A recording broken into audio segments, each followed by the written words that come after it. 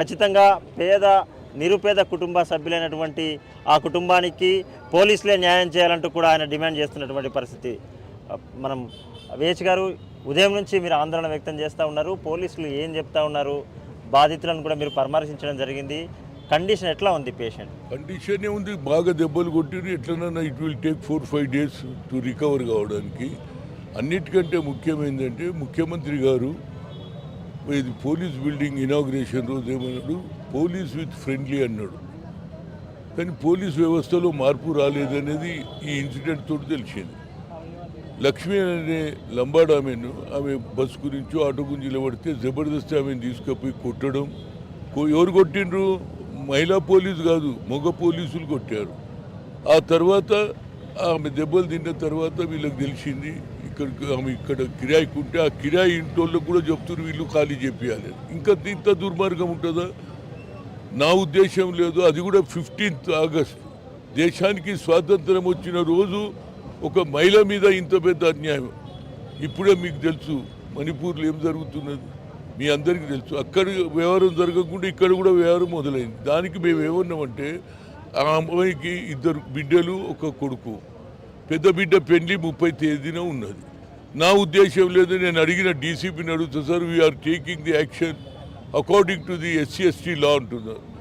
When you are taking the law it will go 2 years together. But what about that lady? Marriage is on 30th. కనుక అమ్మాయికి దెబ్బలు తెలిగినాయి.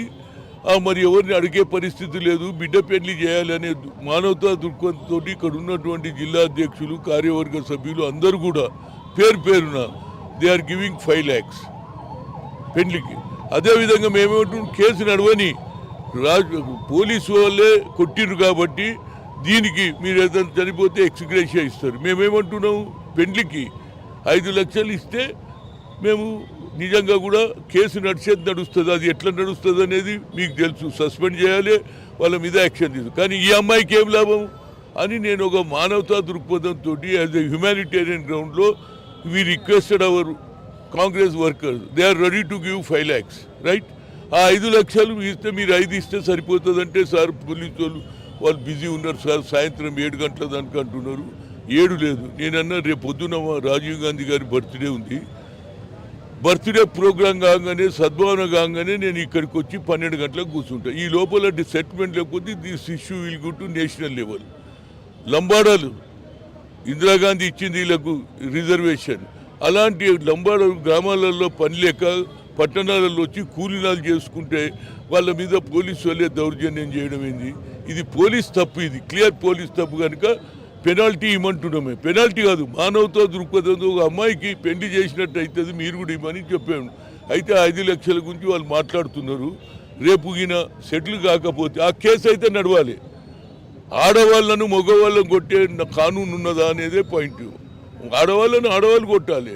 అందులో కూడా మగోళ్ళే కొట్టిండ్రు. ఆ కొట్టిన వాళ్ళు ఎట్లా కూడా ఎందుకు కొట్టిండ్రు అంటే, మహిళల మీద మీకు గౌరవం లేదా?